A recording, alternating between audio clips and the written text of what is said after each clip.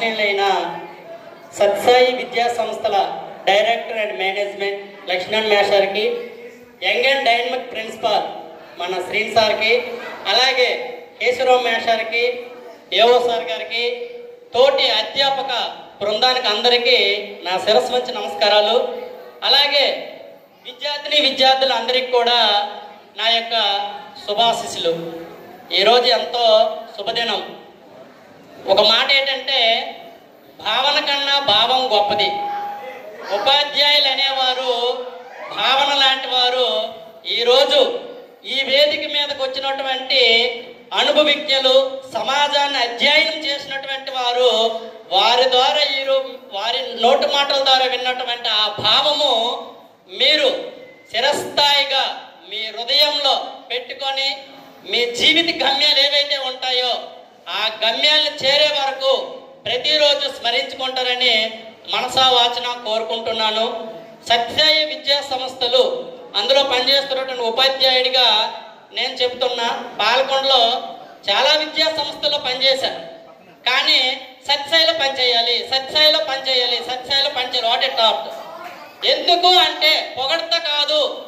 ఏ సంస్థలో పనిచేసినా ఆ సంస్థలు అనేవి క్రమశిక్షణ ఉండేది కాదు, ఏదో ఇండివిజువాలిటీగా ఉండేవారు. కానీ ఇక్కడికి వస్తే ఒక విద్యార్థిగా కాదు, ఉపాధ్యాయునికి కూడా క్రమశిక్షణ నేర్పిన ఏకైక విద్యా సంస్థ సత్సాయి విద్యా సంస్థ. ఎందుకంటే టైం సెన్స్ అన్నీ ఉండాలి, నాలెడ్జ్ ఉండాలి. ఉపాధ్యాయుడు అంటే రాటు దేరు పెండేటట్టుగా ఉన్నటువంటి వ్యవస్థ. ఎంతో నాలెడ్జ్ ఉంటే కానీ సంస్థలో పనిచేయలేము. మన అధ్యాపక బృందం కూడా వెల్ క్వాలిఫైడ్ అయినటువంటి టీచర్స్ ఉన్నారు. ఆ మార్గంలో మీరు చదువుకున్నారు.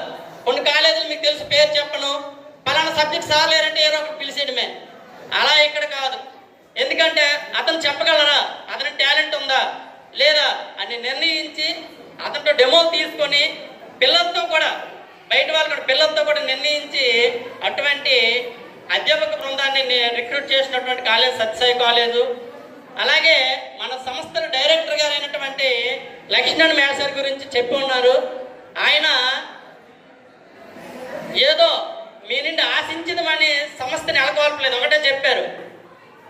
మళ్ళా పిల్లవాడితో ఆకలి కన్న తల్లికి తెలుస్తుంది. ఎందుకంటే ఏడుపు ద్వారా అమ్మో నా పిల్లవాడికి ఆకలి వేస్తుంది, వాడికి పాలు పెట్టాలి అని. అలాగే ఒక పేదింటి పుట్టి ఎంతో మంది విద్యార్థులకి నేను పేదరికంలో పుట్టాను కానీ పేదరికంలో బతకూడదు అని నిర్ణయం తీసుకొని కష్టపడి శ్రమించి ఉపాధ్యాయ పోస్టుని అందించి ఎంతో మంది నిరుద్యోగులకి ఉపాధ్యాయులుగా అవకాశం కల్పించి వారి చేత ఎంతో మంది విద్యార్థులను ఈరోజు అనేక దేశాల్లోనూ రాష్ట్రాల్లోనూ ఉద్యోగాలుగా అవకాశం ఇప్పించినటువంటి మన లక్ష్మణ్ మేషార్ గారికి మన అధ్యాపక బృందం తరఫున, మా విద్యార్థుల బృందం తరఫున పేరున ధన్యవాదాలు తెలియజేస్తున్నాం. అలాగే మనము ఎన్ని చెప్పామనేది కాదు, సంస్థలో పనిచేయడం, నిబద్ధతతో పనిచేయడం, ఆ సంస్థకి కట్టుబడి ఉండడం అనేది ప్రతి ఒక్కరు కూడా నేర్చుకోగలగాలి.